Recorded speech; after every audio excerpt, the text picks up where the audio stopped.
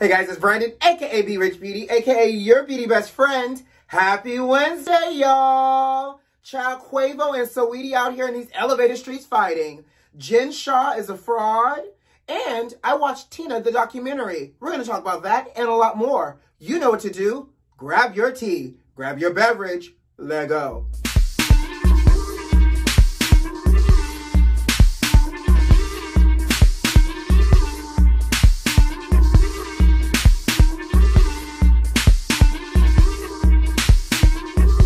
Hanging in there, beauty besties. I hope the week is proving productive and great for you. We're halfway there. We're almost to the weekend. Ow. So let's talk about something because the George Floyd case has officially begun.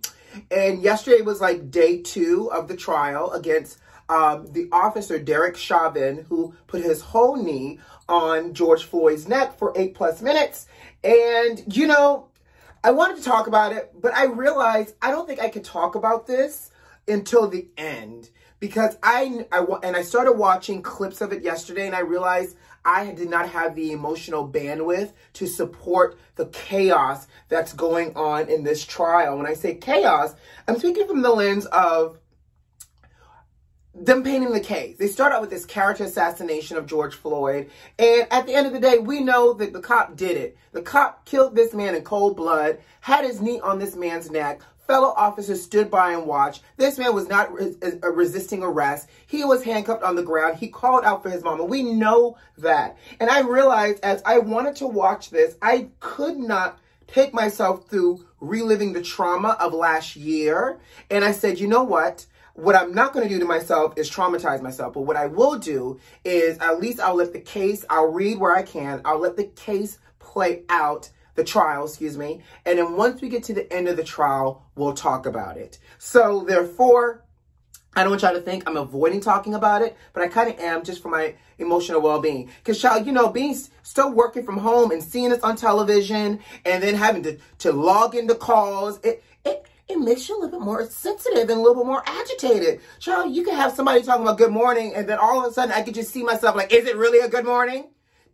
George Floyd's not alive. Is it a good morning for him? Like, I just can't be in that position where they're like, I just want to follow up. Oh, you want to follow up? Like, I could just see where it's taking me, and I can't snap. I should not be snapping on folks just by a simple hello, good morning, how are you? Because this case is taking me into my purse bag of emotions. Now, I will say this, though, because this is what triggered me, and when I realized I could not watch this, was they had testimonies yesterday from different witnesses and bystanders that witnessed, you know, Derek Chauvin murdering George Floyd. And an MMA fighter by the name of Donald Williams, he testified yesterday, and they actually played the audio because he called 911. He called the cops on the cops. And so you hear him talking to the 911 operator, giving them his account of what was happening and how the cops are just standing there on George Floyd's neck, that Derek Chauvin had no emotion in his face,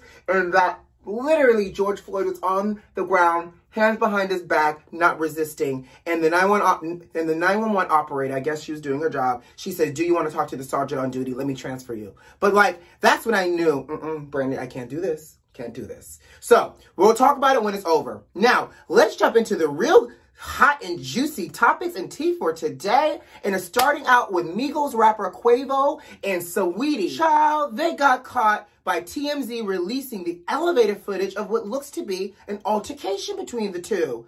Now, y'all know there's 3 sides to every story. Quavo's side, Saweetie's side, and the truth. Oh, and in this case, maybe 4 sides since we got the elevator footage to prove it, but we only got partial elevator footage. Now, here's my deal.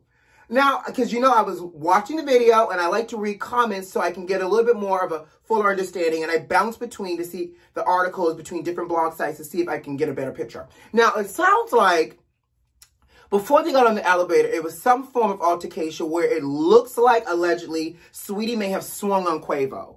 And from there, Quavo flings her into the elevator. She drops to the ground. She's trying to grab this little orange box. I guess somebody's PlayStations. I don't know, child. Some box she's trying to grab and she's trying to leave.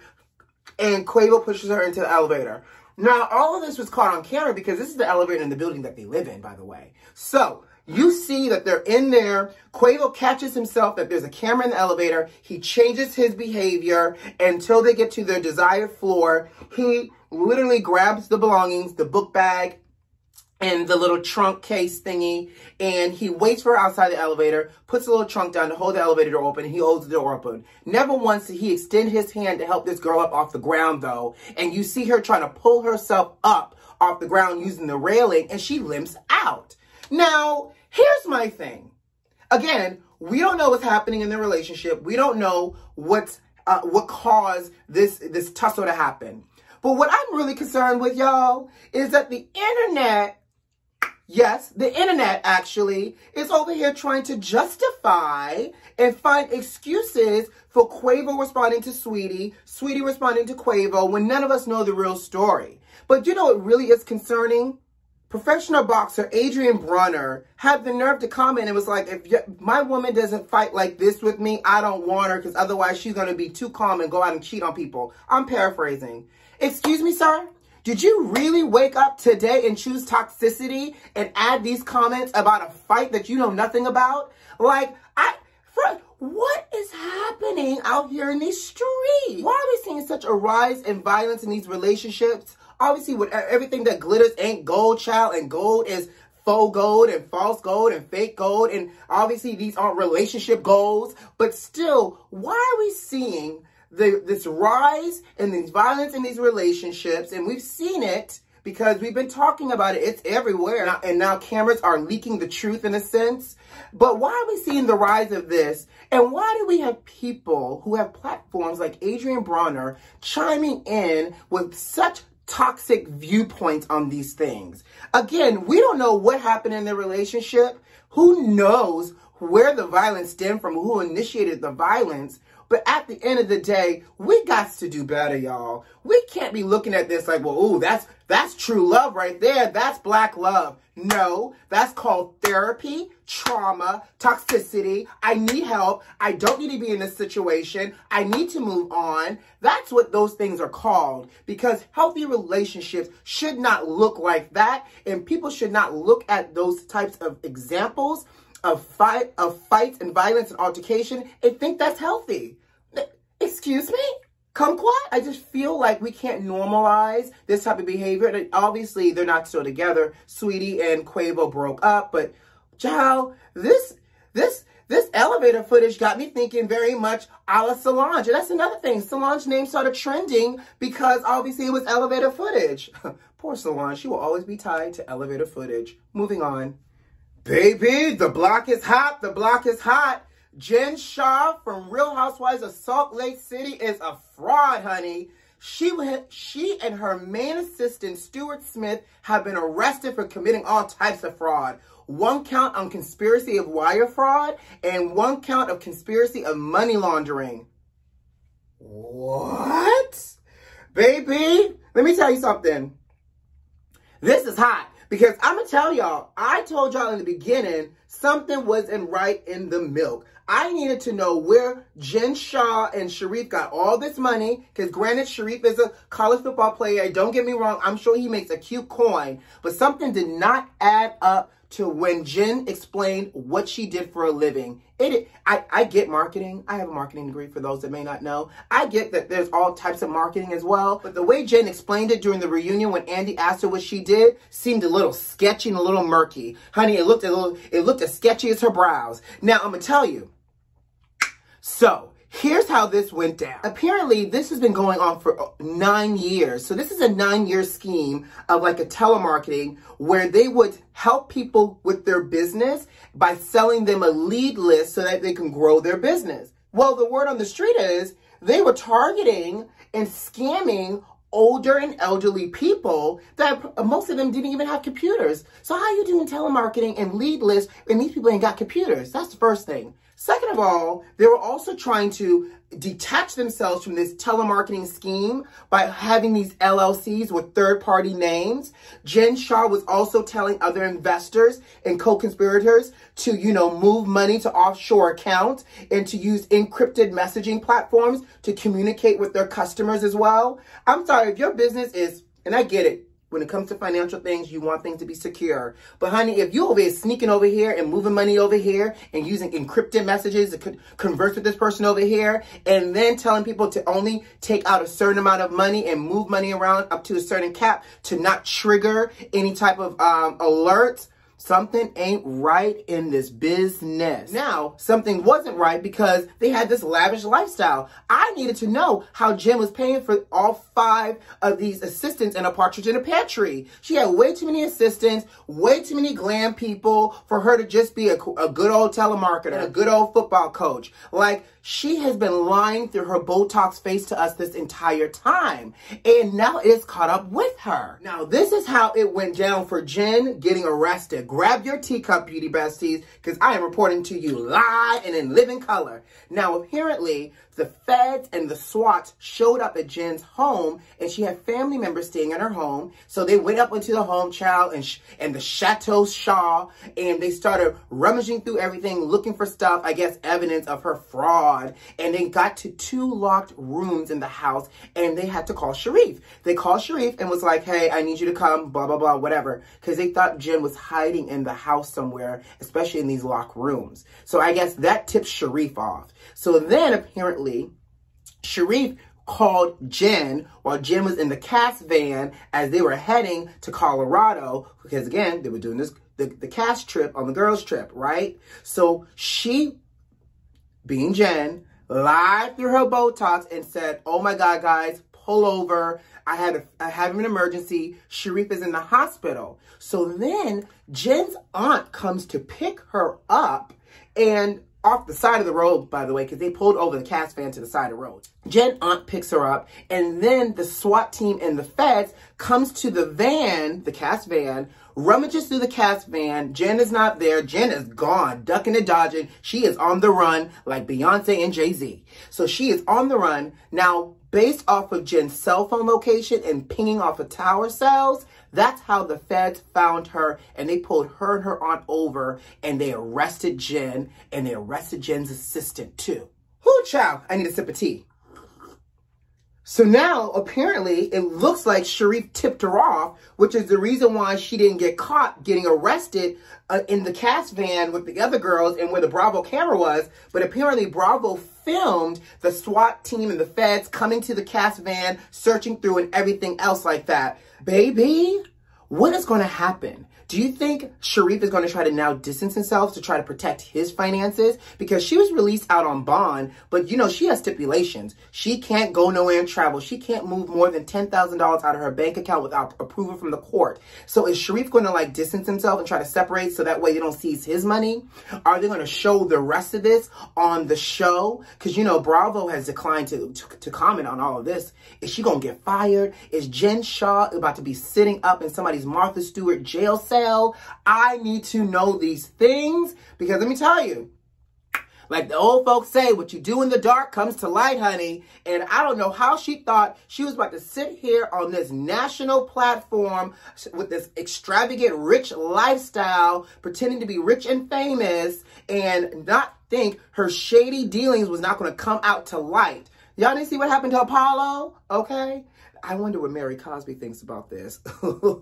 This is getting juicier and juicier, and I have a feeling it's going to get even more juicier by the time all this comes to a head. So we're going to continue to watch this, and we're going to continue to talk about it. But Jen Shah, I am shocked at all of these allegations, girl. Moving on. So did you guys watch the Tina Turner documentary on HBO? I did, and you know I'm a Tina fan, and I will say this. I love the way that this documentary is structured. They started filming this in 2019.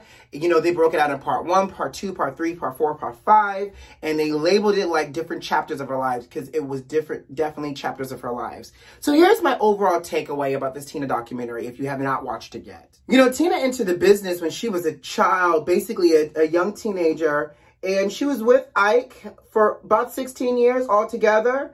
And what I walked away from this is, even though she was with Ike 16 years, she was without Ike even longer, she was forever tethered to Ike because of her tumultuous relationship with Ike. And so, you know, I really looked at this as a gift, like a double-edged sword for Tina, because if it wasn't for Ike, Tina probably would have never been exposed to the music the way she had been. obviously. But there's also a little slight sweet karma based off of everything that we learned about Ike and her relationship. One, she outlived Ike, you know, by a lot. Two, because she's still living. Two, she went on to be a lot more successful than Ike was in his lifetime. And three, you know, I think it's something to be said about purpose-driven lives, because even though she had success with Ike, Tina had to literally rebuild her entire career and her branding post-Ike, because you see that she did a lot of cabaret. We heard some very unpleasant things about the record label after they signed Tina. And so Tina had to really work hard to get to where to the Tina Turner status that she is now. And it dawned on me that Tina did not begin her journey, her second chapter for her career, until she was in her 40s. Like, she had already had children with Ike. She had already been married to Ike. She had a music career. But it wasn't until she came into her 40s that Tina started to become Tina Turner. So that was a lesson for me, that we all have a different path. Some people's path may come quicker than others, but your destiny will eventually meet you where you are, as long as you stay persistent and stay the course. And I thought that was such a message that resonated, because oftentimes we get so distracted by what's happening around us, and it can easily have us veer off the road of our own destiny. In addition, it didn't really dawn on me how probably PTSD traumatizing having to continue on with a career and a life, and they want to continue to always take you back to your past. And her husband, Erwin, mentioned that, you know, every time you talk about something like this, you really are reliving the past in those moments, and it's like a bad dream. And it became very evident because you see various interviews with Tina, and she's trying to promote whatever, and they're like, so Tina, I just got arrested for narcotics. What do you think about that? It's like, I'm here to talk about a new movie. Like, I'm not here to talk about Ike. So she gave away her story in a sense because she got tired of talking about it. And even as she gave away her story, people still wanted to physically hear her talk about it. And I thought, wow, you're 80 years old, having to still talk about the things that happened to you when you were in your early 20s in a relationship that lasted only 16 years. That has to be tough. And I also thought that, you know, at some point, Tina being so big, how do you remove yourself? Because Tina, unlike some people like Cher, you know, who's like 134, you know, say I'm retiring, then they come back out, and I'm retiring, I'm coming back out. But Tina really needed a way to remove herself. And I love the fact that she utilized Tina the Musical as her final goodbye. And for those who have not seen Tina the Musical, I was really fortunate to see it before the world shut down. Fantastic musical.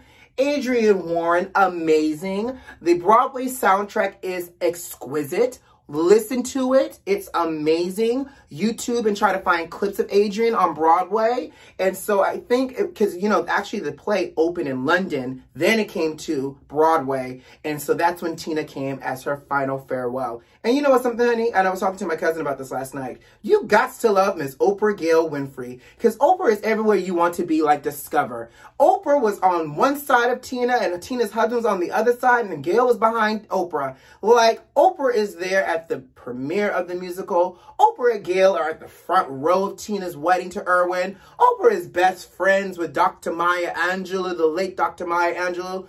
Oprah is best friends with Nelson Mandela. Oprah is everywhere you want to be. Oprah is at Meghan and Harry's wedding. Oprah is doing Oprah is Oprah, and I love Oprah for being Oprah. Listen, you got to love it.